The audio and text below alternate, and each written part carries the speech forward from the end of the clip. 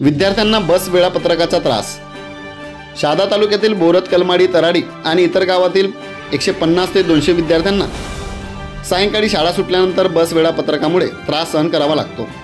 5 वाजता सुटणारी बस वेळेत मिळत नसल्याने त्यांना 7:30 पर्यंत थांबावे लागते, तर 7:30 वाजेची बसही वेळेवर सुटत नाही। विद्यार्थ्यांनी 5 वाजेची बस 5:30 वाजता सोडण्याची मागणी केली असून माजी सभापती नरहर ठाकरे व ग्रामपंचायत सदस्यांनी आगार प्रमुखांकडे निवेदन सादर केले आहे। तळोदा तालुकास्तरीय विज्ञान प्रदर्शनाचा समारोप। ब्लॉझम इंग्लिश स्कूल तळोदा येथे तालुकास्तरीय विज्ञान प्रदर्शन व पारितोषिक वितरण सोहळा पार पडला। अध्यक्षस्थानी पंचायत समिती सभापती लताबाई वडवी होत्या।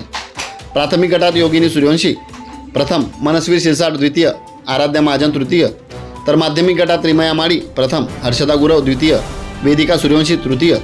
तर याप्रसंगी विशेष सन्मानामध्ये अनिल सोनवणे, महेंद्र मनकर व ए बी खाटिक यांचा समावेश आहे।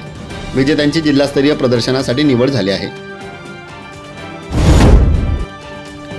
उसाने भरलेल्या ट्रॅक्टरवरून वाद। तळोदा तालुक्यातील अमलपाडा येथे 23 डिसेंबर 2024 रोजी सायंकाळी 6 वाजता उसाने भरलेल्या ट्रॅक्टरवरून झालेल्या वादामुळे तक्रारदार सोमला कोंजी पाडवी याच्यावर वसंत गेना पाडवी यांनी हल्ला केला। या प्रकरणाची नोंद पोलीस ठाण्यात झाली असून तपास सुरू आहे।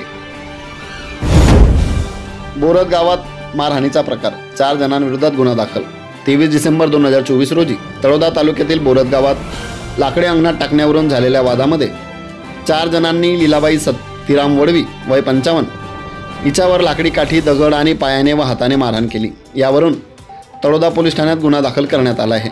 आरोपींविरोधात पोलीस तपास सुरू केला असून अटक करण्याची कारवाई सुरू आहे।